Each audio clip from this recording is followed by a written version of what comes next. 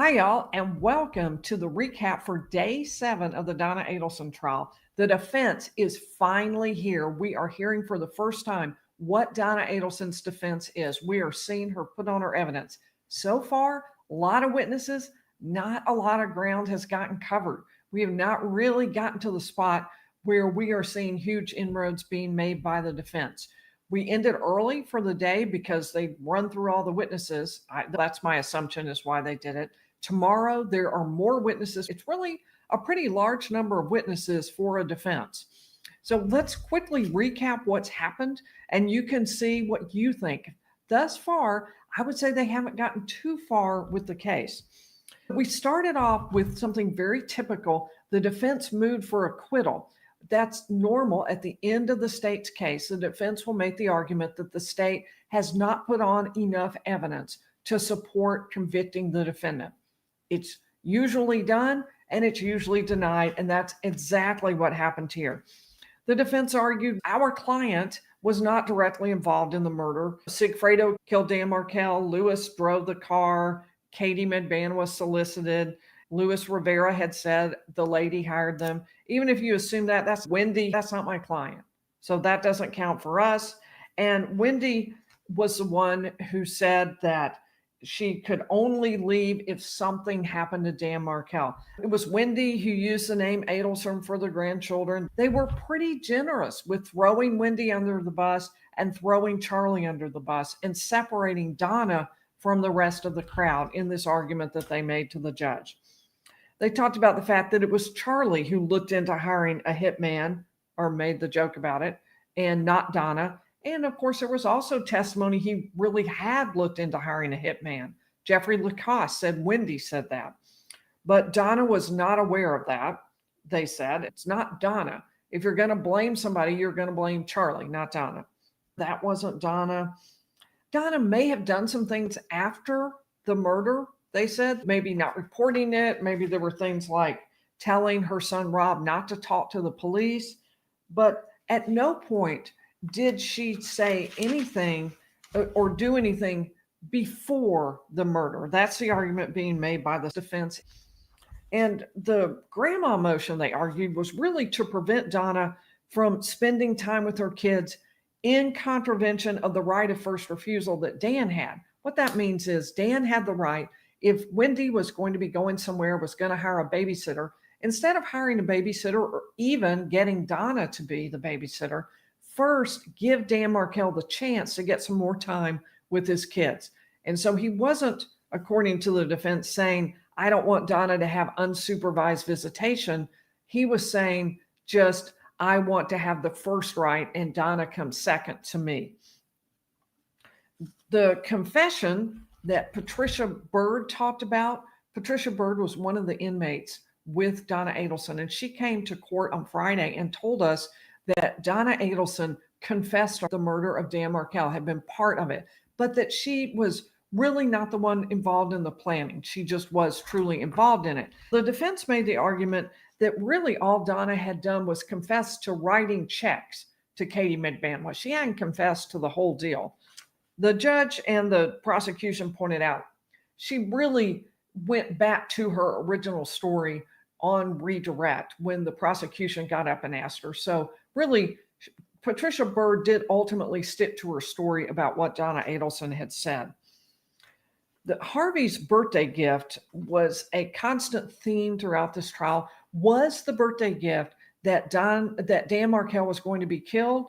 And they said, no, that wasn't it at all. The birthday gift was just a party and hiring a caterer. We heard in Charlie's trial that Charlie was going to pay for the caterer, and that was his gift. The state got up and said, look, we can tell that Donna Adelson, through the emails we're looking at, really hated Dan Markel. And Luis Rivera followed Dan Markel's car. How do you know how to do that? Well, we did find in Donna's planner, she had written down the actual license plate number of Dan Markel. So she could have been the one who gave it to the hitmen. Also, Katie Medban said that Charlie said his mother had been to his house the night of the murder and that she had dropped off money, cash, that was then used to pay the hitmen. Furthermore, that she had washed it and that's why it was wet. That dovetailed, the state said, with the evidence that Donna stopped at Charlie's house, which came from a text she sent to Charlie saying, outside your house, and also 1 hour that was unaccounted for on her drive from Miami up to Tallahassee, and more specifically in the range right near Charlie's house. It took 2 hours when it normally would have taken only one. They talked about Donna having an access to a large amount of cash and keeping it in a safe, so she could have been the source of this money. And she did write 44 checks to Katie Magbanua, even though Katie wasn't working for the Adelson Institute. And it wasn't that Donna had to do it because she was the bookkeeper and had to do that. Actually, Charlie could have signed them. He had signing authority. In the bump, Donna called Charlie Adelson, her son, right away. She didn't hesitate. She immediately called Charlie, and she referred to it as something that involved the two of us, the both of us, implying she was in something with Charlie. She also talked in code, things like the TV is about 5, which suggested she had some reason to feel guilty and was concerned. And then there was also the fact that she didn't want to talk on the phone, that she was wanting to talk in person, and that whole pattern of communication where it went from Donna to Charlie to Katie to Sigfredo to Luis Rivera and back. And that pattern was repeated during the bump and at important times. And the judge pretty immediately said, yeah, I'm not even going to consider this. He had to look at the motion in the light most favorable to the state, meaning what he had to do was look at it and say, is this possible? Can the jury look at this and conclude the state is right? And he said, yes, it definitely could. We started them with the defense case, and we started with two friends of the Adelsons. The first, Ann or Annie Cunningham, who lives in Naples in New Jersey, a retired special ed teacher who has known the Adelsons since 2009. She and her life partner were visiting Florida. They were there in South Florida, and while they were eating out at a Chinese restaurant on Christmas Eve, her life partner broke his tooth. They called a friend up in New Jersey. Do we know anyone down here? Sure enough, Ann's life partner, who also testified second, by the way, Ann's life partner had been high school friends with Harvey. So as soon as he realized Harvey had a dental practice, he called Harvey, and Harvey saw him, even though it was right around the Christmas time. Ever since then, they were close friends. They even traveled with Harvey and with Donna. This witness, Ann Cunningham, met Wendi. She met Dan Markel. She met Charlie Adelson, all of the Adelsons. And she said that Donna was never hateful, never aggressive, never threatened anyone, never harmed anyone, and never threatened to have anyone harmed. They were friends throughout Wendi's divorce from Dan Markel. And at no point, said Annie Cunningham, did Donna ever say she wanted to harm Dan Markel. She would be frustrated with what was happening and upset about it, but she would always calm down. She never said, I'm going to do something about it. The kind of parenting that Donna did, Annie Cunningham said, was very consistent with the Jewish religion, that she gave advice, but the kids made up their own minds. She wasn't overly or strangely enmeshed in their lives. And they did travel overseas with Harvey and with Donna. When they did that, they would use WhatsApp. One of the state's arguments has been that WhatsApp was a secret encrypted way of communicating, and that some of the conspirators used that to hide what they were doing. They didn't do it very effectively because they also talked a lot on the phone, as we could tell from the wiretaps. They talked by text message and they also talked by email. So it was not just WhatsApp, but that has been an argument by the state.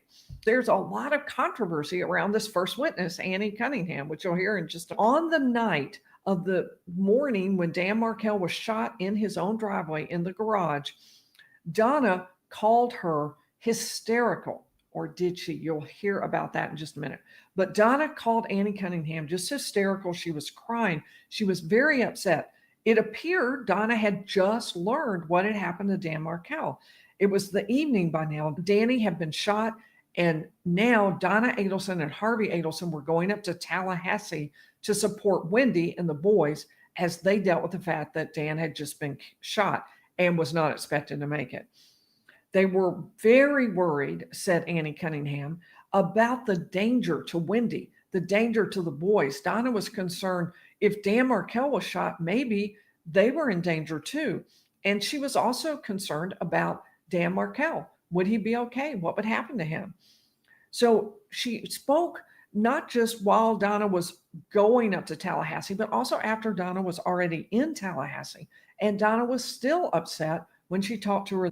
During Charlie's case, interesting point, Donna and Harvey actually used the Naples, Florida home where Annie Cunningham and her life partner live. They used that to watch Charlie's trial.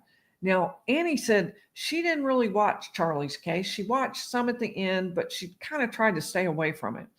She did know about the upcoming January bar mitzvah for Wendi's younger son. Huge deal. Donna had already bought her dress for that. She believed very strongly that Donna Adelson would have attended that bar mitzvah. The state says her plan was to move to Vietnam. She was headed over there and she was not coming back. She was going to stay over there because she knew she was guilty, consciousness of guilt, and she wanted to get out before the state managed to close in and capture her or begin to prosecute her. And this witness said, look, she had this bar mitzvah coming up. I mean, she would have been at that. She absolutely would have been at that. And he also talked about talking to Donna right after Charlie's conviction. And Donna was truly upset and considering an option about her life. I'm not going to use any more triggering words like that, but that she talked about that. Her plan, rather than that, was to get away to Vietnam to just clear her head. This was not an attempt to run or to flee. And she would have been back for that bar mitzvah. So on cross-examination, they asked her about that text message to Wendi. Donna wrote Wendi and said that I can be buried in the dress I bought for your younger son's bar mitzvah. It sounded like a threat from Donna that she was going to do some kind of harm. And that was what the state believes. That's what the cross was about. The witness said, well, I don't know about that, but she was coming to the bar mitzvah. She was not planning to be dead prior to the bar mitzvah. She was going to make it to that. Too important. Donna never told this witness, Ann Cunningham, that she was not coming back from Vietnam. She, in fact, was coming back from the bar mitzvah, was what Ann Cunningham clearly understood, quote, without a doubt.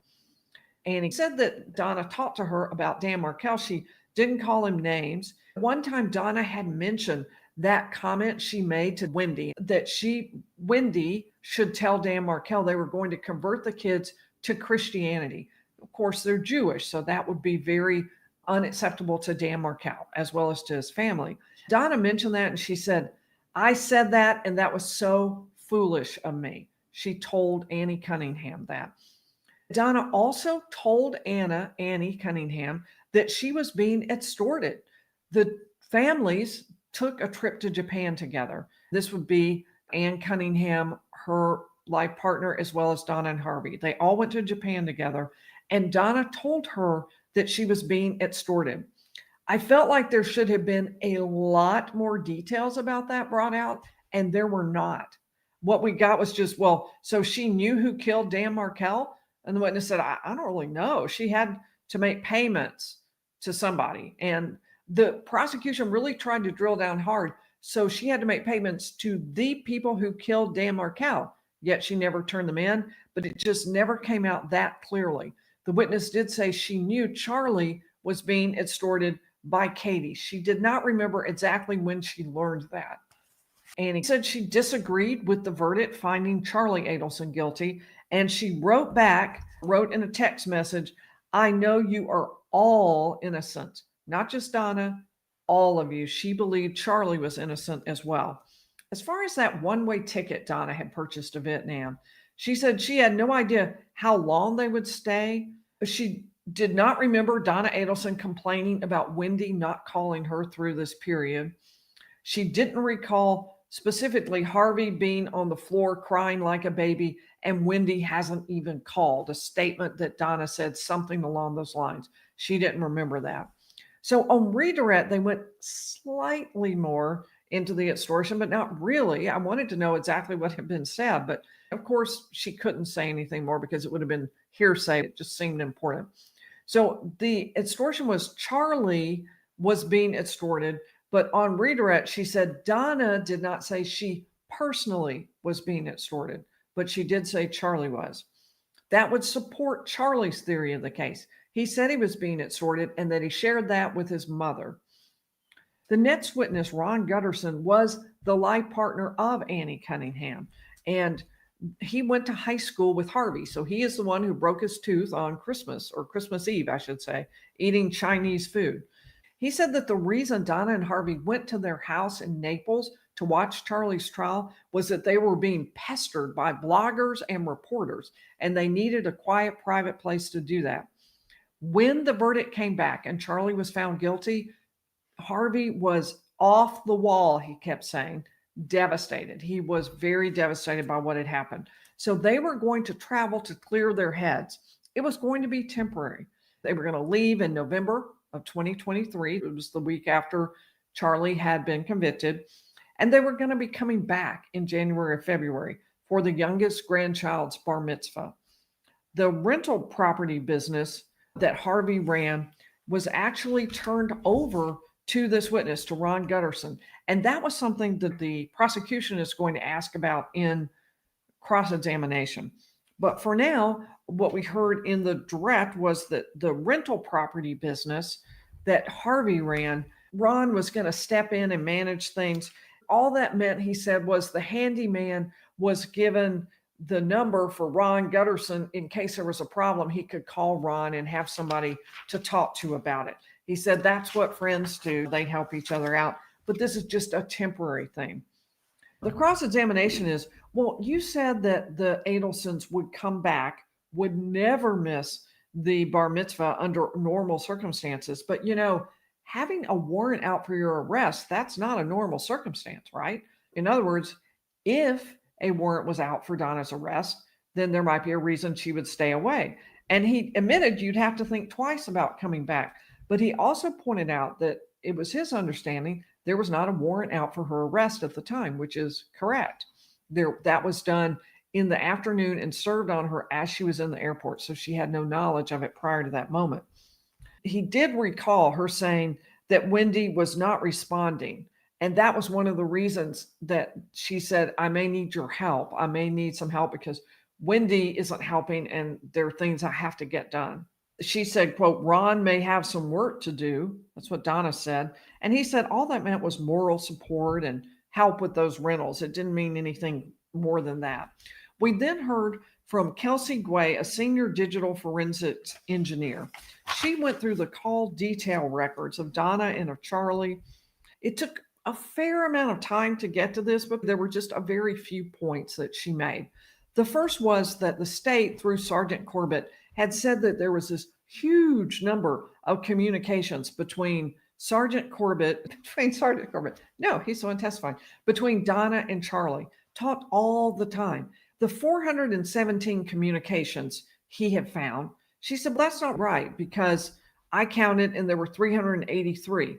And not all of those were connected. Some of those were only attempted. And then some of them were double counted. She cut and cut and cut until finally she came up with the number 69, not 417.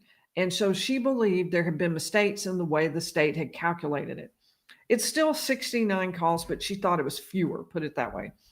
The point of that is that the defense thinks that the state has overinflated the frequency of calls between Donna and Charlie because that makes it look like Donna was working with Charlie. The two of them were working together and they were heavily involved in plotting and planning and dealing with the bump and all of the things like that. But in fact, the defense is saying it wasn't nearly that much. And their family, of course, they talk frequently. What's surprising about then the 2 points that I thought were by far the most important for this witness, and very little time was spent on them. I think it's really important.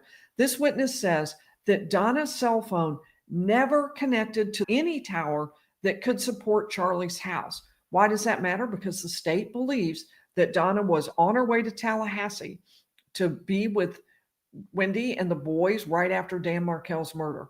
On the way, they believe she stopped at Charlie's house, dropped off stacks of cash, wet cash she had washed in the washing machine, and that was to be used to pay the hitmen who had just murdered Dan Markel. Well, that is a huge direct tie of Donna to the hitmen, Donna to the cash that paid for the hitmen, Donna to knowledge of the hit.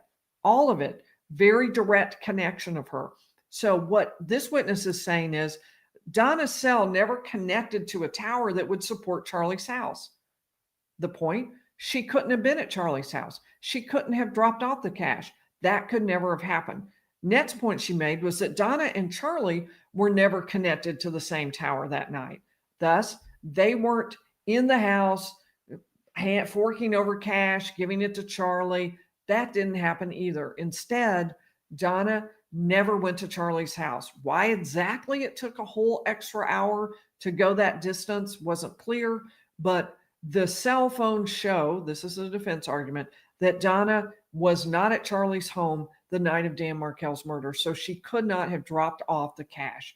That means Katie Midbanawa and the story that she knows for sure, that Charlie told her that Donna dropped off cash that night. Donna was at his house, she dropped off cash, and that she had actually washed it. If she said all of those things, that's really damning for Donna Adelson, right? And we heard her say that in Donna's trial. It's different from what she said in Charlie's trial. In Charlie's trial, it was a lot vaguer, that it might have been Donna, it was possible, she didn't really know, who knows?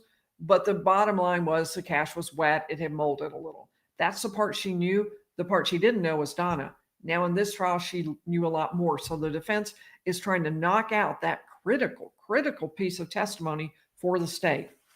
On cross-examination, they talked about the fact that there was no location that got attached for one super important text message that Donna sent. That communication from Donna to Charlie right at the point when she would have been passing by his house. She texted Charlie and said, "Outside your house." Now, the prosecution takes that as an admission that Donna and Harvey are sitting in their car, basically in the driveway of Charlie's home, waiting for him to get home. He writes her back 10 minutes out. "I'm on my way. I'll be there."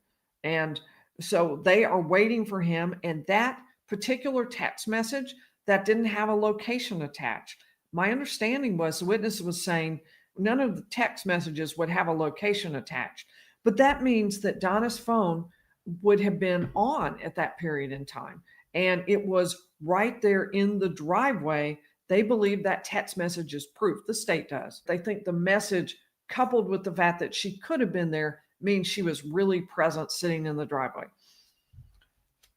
Then there was a really interesting little side that the prosecution managed to prove with this witness. They had this witness go through the phone call logs that Donna had for that evening and ask her, was there actually a phone call to Annie Cunningham, that first witness we heard from in the defense case? Was there any phone call to her on July 18th? And there was not. Took a little while for her to page through, but there was no such phone call. So that's fascinating because what does that mean? Does that mean that Donna actually never spoke to Annie Cunningham that night? Was Annie mistaken? Did she lie? What does that mean? They talked about the 69 events that were communications between Charlie and Donna and about that communication between each of the people. And the state's primary point is, okay, maybe there were fewer communications between Donna and Charlie than we had said. That's possible, but it's still a lot. And the order of these people is still exactly the same. Donna, Charlie, Katie, Sigfredo, Lewis, and back again, with nobody going around or in between. That being their primary point, they're saying that's still true, isn't it? All right, so redirect. This is Donna's team getting back up to ask more questions. And they said they, of course, went in immediately to that point about whether or not Ann Cunningham had been telling the truth.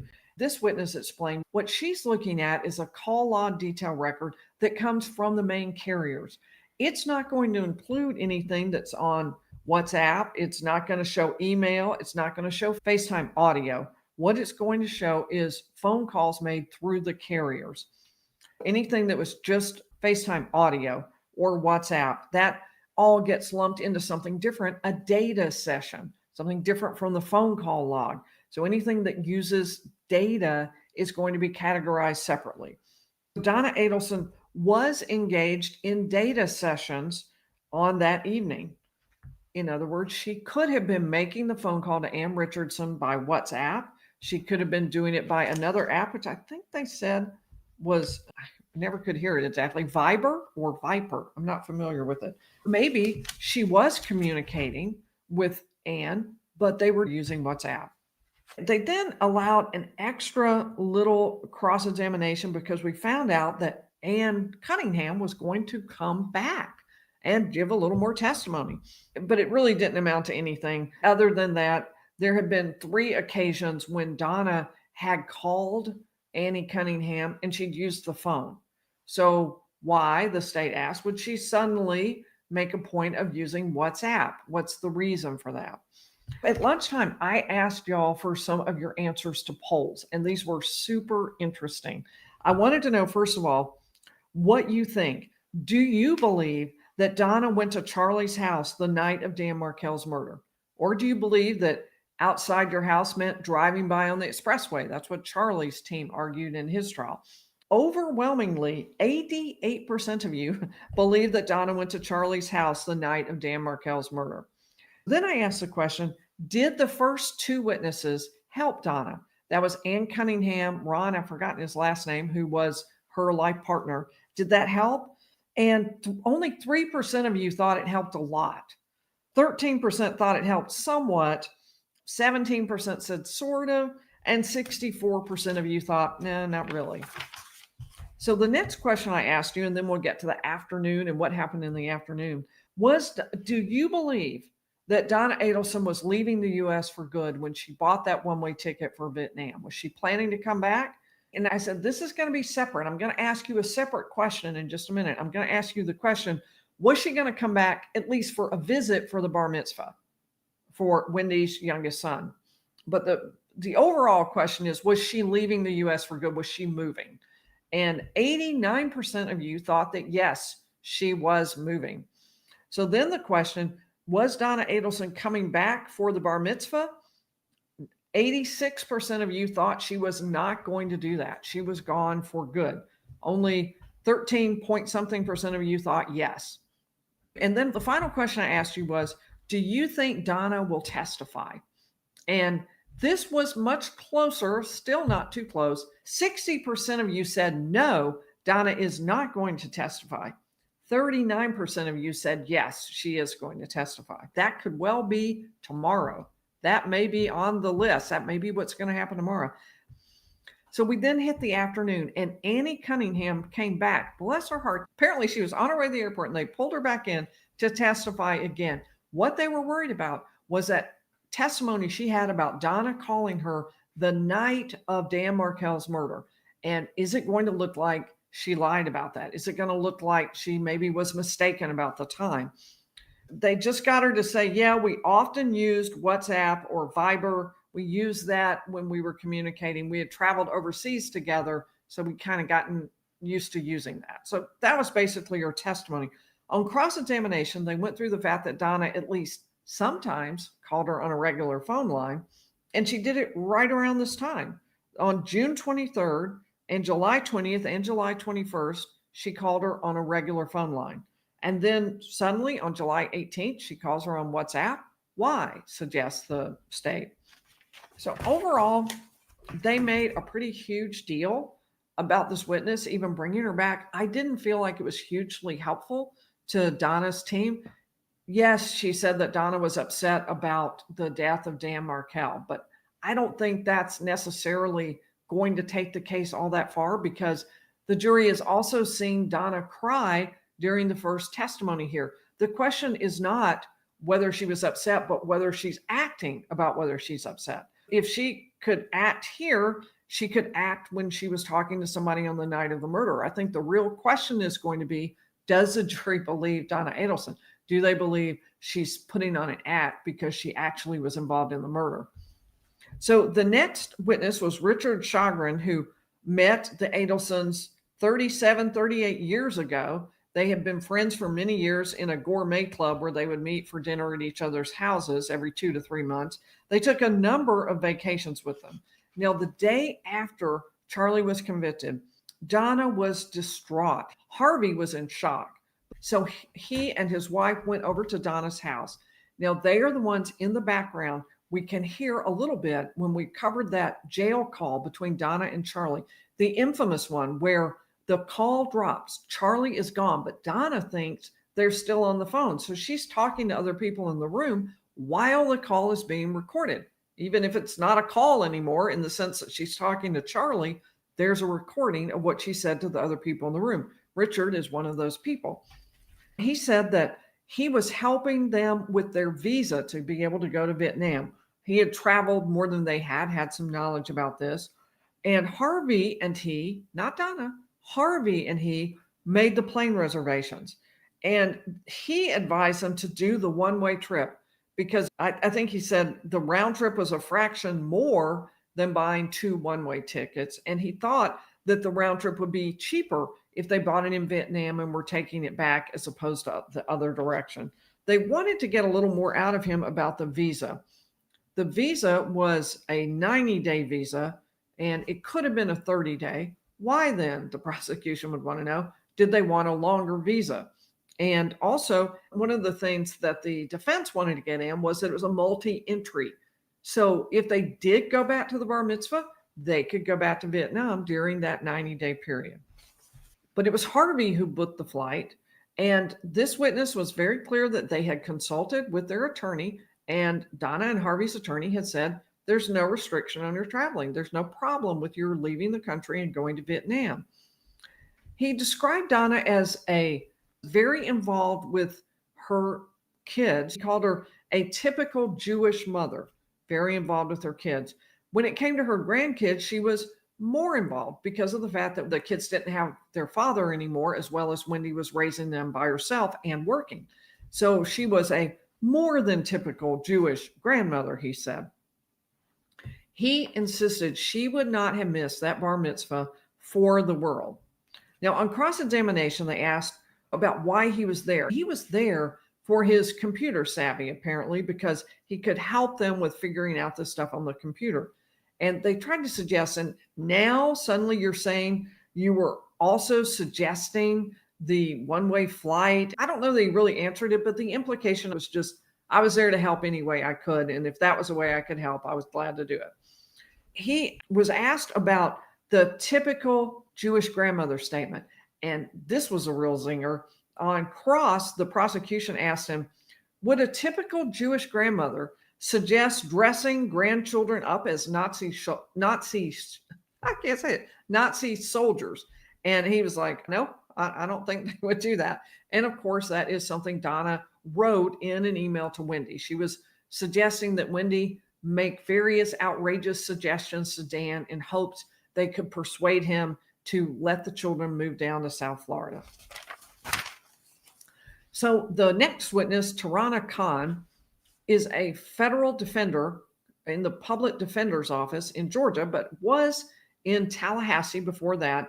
And for a while, she was a licensed private investigator in Florida. She interviewed one of the witnesses we heard from on Friday, Patricia Bird. Patricia Bird was one of the inmates, friends with Donna, who came forward to testify or to tell the state that Donna was pushing her to lie about what Katie Medbanwa had said. Patricia had met both Donna and Katie during her course in jail. Let me divide this into Donna's story and what Patricia says. Okay.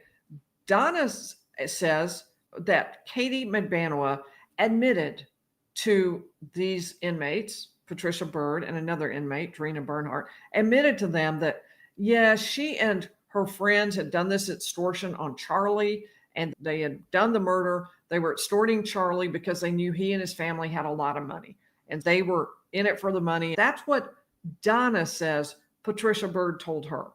And that is also what the investigator says Patricia Bird told him. Then there's what Patricia Bird said on the stand in this case. She says Donna was pushing her to lie, to make up the story about Katie McBanoa, that Katie never said this, but Donna wanted her to say that Donna wanted Patricia to be on her side and to testify in her case to cast doubt on Katie and what Katie had said in this trial. So here's what this witness said. She interviewed Patricia Byrd one time. That was important too, because initially Patricia Byrd had told the state something like 4 or 5 times. And then at trial, she said twice. And it was really only once. And additionally, she seemed to not know what race the person who interviewed her was. At one point, she said white and another black. In other words, the defense is trying to say Patricia is just making all of this up. That's what they would like to suggest. So at no point did Patricia Byrd say to him that Donna was offering her bribes, which is what she said in this trial. Patricia never said Donna was offering to buy her land and a trailer, a small vehicle, veneers. Byrd never said Donna offered those items to her, never said Donna confessed. That was a real bombshell. Patricia Byrd dropped into the trial that Donna had actually confessed. But when she was interviewed in January of 2025, none of that was on the table. She didn't say any of that. That's what this witness is saying. Tarana did not record the interview. That became a bit of a sticky point. Why not? And the answer was she wasn't asked to. You have to apparently make a special request to take in audio equipment. And since she did not take any audio equipment, instead she took very detailed notes. The defense pointed out, well, if the state had asked for your notes, you could have produced them. And she said, sure. So the next witness was another private investigator for the defense, Eddie Varnes. He was hired by Donna Adelson's original attorneys back in May of 2024. I believe that would have been Daniel Rashbaum. In August, he spoke to Patricia Byrd. So this is the second investigator. Actually, he was first to speak to her, and the other one was in 2025. Is that right? Yes. Okay. So he spoke to Patricia Byrd. She did not say anything about Donna Adelson offering compensation to her, like land or a trailer or veneers or a car. She did not say Donna had confessed. He was specifically instructed not to record that conversation by prior defense counsel. He said that wasn't unusual. Now, obviously, the state made a point, well, our folks recorded the interview, but you didn't. Obviously, that makes what they say, it's very dependent on what the investigator says, right? It's a he said, she said in this particular case between this investigator and Patricia Byrd. On cross-examination, in other words, this is the state now asking questions. After that, Katie apparently was supposedly saying that after we had him killed, had Dan Markel killed, we tried to get the money.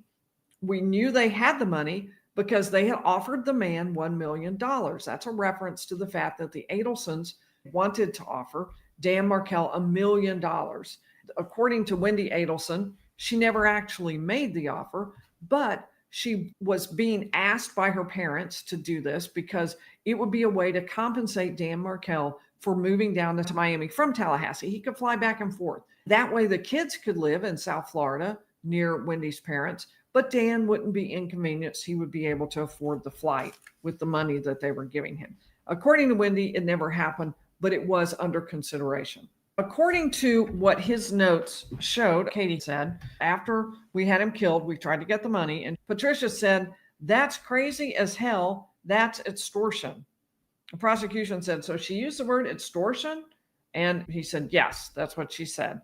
And Katie said, well, my kid's got to be raised. My kid's got to go to college just as well as anybody else's or just as well as his. He called and emailed the attorney right away with this information. And they wanted to know, the prosecution did, well, why do you think neither counsel listed Patricia Byrd as a witness? He's like, I have no idea because it seems positive for the defense. Well, then on redirect, Donna's team said, well, would it surprise you to know that prior defense counsel, in fact, listed Patricia Byrd? And he said, no, that wouldn't surprise me because it would seem reasonable. I think the back and forth of all of that was the state was trying to say, we don't believe you. We don't believe she told you this because this would have been huge news. and you would have listed her as a witness, and you didn't. But the defense is saying we did. We listed her as a witness in the first trial, when the first trial was supposed to happen, because she was positive for us. But by the time of this trial, the one we're presently in, she had turned. We didn't list her then because she's a negative witness. It's up to you, the state, to list her. The next witness, Tim Kelly, and this started with a little bit of a bang because he apparently had been sitting in the back of the courtroom overhearing testimony. Well, there's a rule of sequestration. He's supposed to not be in the courtroom. He's supposed to not be hearing anything that's happening. Well, he was, and so there was a question, is he going to be allowed to testify? So they ended up allowing him to testify, and honestly, it was not a huge deal. In November of 2011, he said he had, quote, the pleasure of knowing Dan Markel. What's the question to him? Did you have the pleasure of knowing Dan Markel? This is the defense asking him that. Once again, aligning themselves with Dan Markel. What a great guy he was. And Donna and her team are all in favor of Dan Markel. Other people may have murdered him and killed him. That doesn't involve Donna Adelson. Tim Kelly is a realtor. And what he knew about was at one point in 2011, before the divorce of Dan and Wendi, and 3 years before Dan Markel is killed, Dan Markel and Donna and Harvey, and he thinks Wendi and even one or two of the boys were there, were all looking for a home for Donna and Harvey in Tallahassee. They didn't end up buying one, but the idea at the time had been they would have a second home there where they could come up, have their own space, and then they would be available for babysitting and being with the kids. Implication of that by the defense is that they didn't hate Tallahassee. They were willing to buy a home there. They didn't end up buying one. The cross-examination was just, well, that was before the divorce, right? That things changed dramatically after that. And then the next witness was Detective Joshua Turner, a deputy with the Leon County Sheriff's Office. He had interviewed Drina Bernhardt. She was the other jail inmate that we heard from last Friday. And the two of them both had similar stories. Patricia Bird, we talked about her just a minute ago, and Drina Bernhardt both claimed that Donna was trying to push them to lie about what Katie Medvanova was saying, to discredit to Katie, to say Katie was really admitting she was extorting the Adelsons. He interviewed her on December 18th of 2024. The next day, she spoke to Adelson throughout the day, and she did it intentionally sitting in front of a camera. For those of us who watched it, there's a video camera that videos this large room. In the back of the room, you see bunk beds set up in the back of the room, lots of them. Then on the other side of the room, there are tables with chairs in front of them, or benches, I think, attached to the tables where people could eat or just sit. And that's pretty much the room, just a big, large room that would house a lot of people. Initially, he spoke to Drina Bernhardt, and she said she had information, but not much more than that, just she had information. The next day, she made a point later of saying she had sat right in front of one of the video cameras up on the wall to make sure they could see she really was talking to Donna Adelson. And the defense played an all too large portion of this tape because there's no sound and it's just people sitting around in a large room. And what happens is you've got Donna and Drina who go and sit at a table kind of off to the side, almost out of the view of the camera. She didn't do a great job getting it in front of the camera. And they're sitting over there. And initially, Drina brings a notebook, and she has the notebook in front of her or nothing on the table for a while. And then Drina starts writing, and then she brings more notebooks, and then Donna starts writing, and then they're both writing. And we saw a fair amount of it. The defense asked, could they skip to the parts that mattered? And the prosecution said, we need to see the whole thing. After everybody had sampled, 5 or 10 minutes of that, everyone was fully agreed that, yes, absolutely, they could skip to the parts that mattered.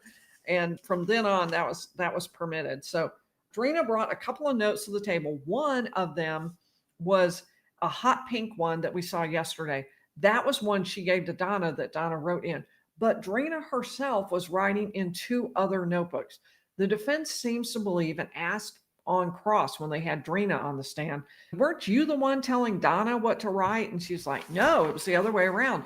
Donna was writing out this script for me, this Q&A, so I would know exactly what to say when I was interviewed by the police. And when I was asked by law enforcement what exactly Katie Medbanawa had said, she was writing it out for me so I would be sure to get it right. So, of course, she wasn't helping Donna. Donna thought she was. I did a video on the testimony of these two. Please be sure to check that out after we finish up here. It's a video on the jail inmates and what they had to say and how it's going to affect Donna's case. They were extremely damaging for her case, but they're also questionable witnesses. And that's what the defense is getting at right here. The very next day, law enforcement interviews her and she tells them she has the notebook to show them where Donna has written it down. Now, she told law enforcement that what the plan was Donna had written this in her own handwriting, and the state brought in a witness, a handwriting expert, to say, yep, that's Donna's handwriting. But the plan was that Drina would write it out in her own hand. So it would be Drina's handwriting and not Donna's. That never happened. One of the complaints that the defense has made about this witness, that she should not be allowed to testify because in violation of the rules for law enforcement and the prosecution, she was pushing Donna to make certain statements. And they aren't supposed to, law enforcement and the prosecution aren't supposed to be contacting someone like Donna, who's represented by counsel. They can receive statements that she made, but they're not supposed to be interrogating Donna using someone else, even another inmate. We ended for the day early. It wasn't completely clear why, but my best guess was we had blazed through a ton of witnesses. The defense was not expecting it to go that fast, and they didn't have anyone lined up. The judge did make a comment, a little grumpy, about let's have all our witnesses ready in the morning, which made me think, yeah, that's the issue. They hopefully will be able to fill up the morning, and then at 10 o'clock is when they'll have the witness flying in from somewhere or another. I assume most probably an expert witness. So this trial is moving fast. I do not think the defense is going to hit the 6 days it said it might take. I think it's going to be less than that. They have moved very quickly through their first witnesses. Huge questions remain. Is Donna Adelson going to take the stand? That'll take some time if she does. And in rebuttal, will the state bring her son, Charlie Adelson, to testify? Or even would Donna bring Charlie Adelson? Would he agree to come? We don't know the answers to those, but there is a lot of suspense left in this case. The case is moving quickly, and I think we could reach the jury by the end of the week. We'll see. There's uncertainty around exactly who's going to testify and who's left to testify. So we will be finding all of those things out. We are covering the trial gavel to gavel, all day coverage with the trial. Please join us. We're having a lot of fun watching the trial together. I appreciate your comments. I love doing the polls at lunch and getting what you're thinking about how the case is going that day. That sort of helps me center and focus for this recap that I do. And then each evening I do a recap. Please be sure to subscribe, turn notifications on, and hit that like button. And I will see you in the next video.